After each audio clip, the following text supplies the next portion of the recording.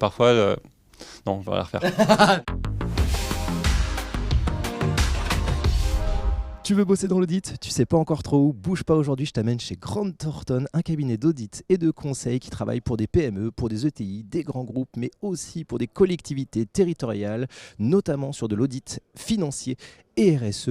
Du coup, mon goal aujourd'hui, ça va être d'aller rencontrer des auditeurs pour voir comment ils travaillent, comment s'organisent les différentes activités du cabinet et pourquoi ils ont choisi Grant Thornton pour y bosser. Allez, suis-moi.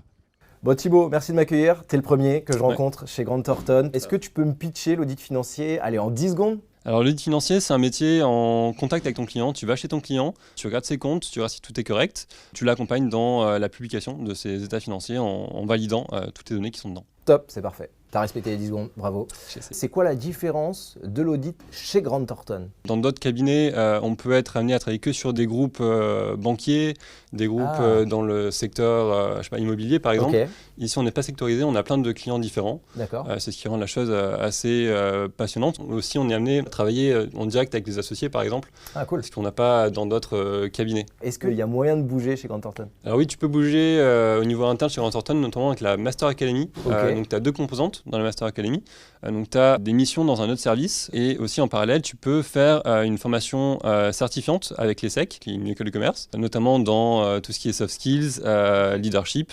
Donc ils te donnent un certificat à la fin. C'est stylé cette Master Academy. Est-ce que toi tu aimerais la faire? Je ne l'ai pas encore faite, mais j'aimerais beaucoup la faire, notamment pour faire la mission dans un autre service qui est pour moi la consolidation.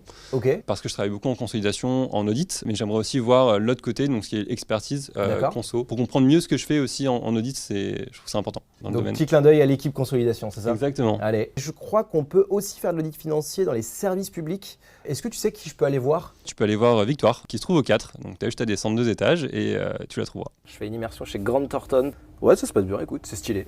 Là, je teste les locaux pour le moment.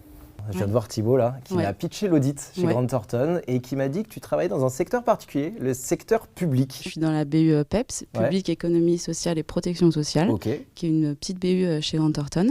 Je suis auditeur financier donc depuis presque 3 ans. Qu'est-ce qui change concrètement de bosser dans le secteur public? En audit financier, c'est le plan comptable général.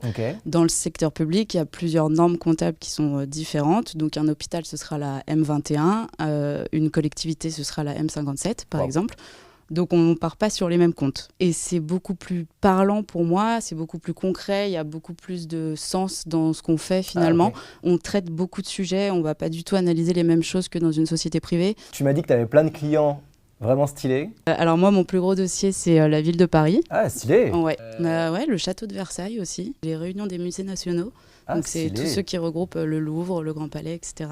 Cool. Ouais. Du coup, tu as des petites entrées ou pas? Non, j'ai même pas d'entrée. J'ai même pas d'entrée. J'ai même pas de billet pour les JO, pour la ville. C'est vrai? Non. Parce que j'avais demandé si tu avais passe-droit. Non. Ça marche.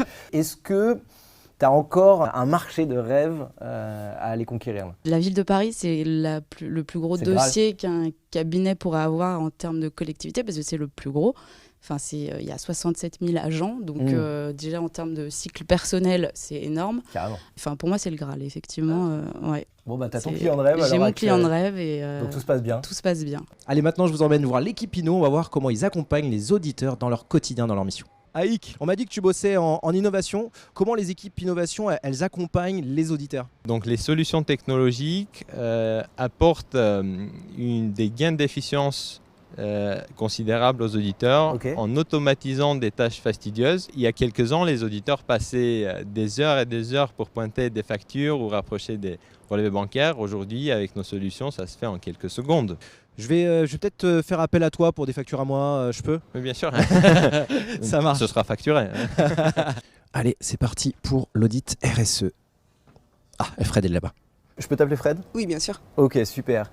Toi, tu es auditrice spécialisée en RSE. Exact. Est-ce que tu peux expliquer plus concrètement ce qu'on audite en RSE? L'audit RSE, ça va nous permettre non seulement de voir à un instant T où en est l'entreprise, au niveau de ce scope responsabilité sociétale.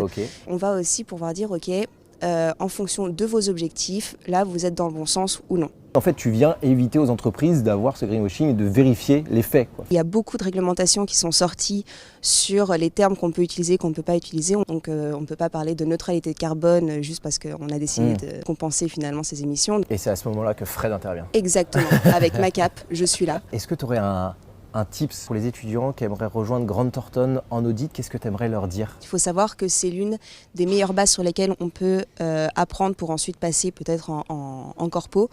On voit tous les terrains, on voit vraiment tous les angles de la responsabilité sociétale et c'est vrai que c'est très intéressant. On a une ambiance dans l'équipe qui est incroyable. Bon, big up à la team alors. En vrai, ils sont juste derrière en plus. Ils sont juste derrière. Ils te surveillent.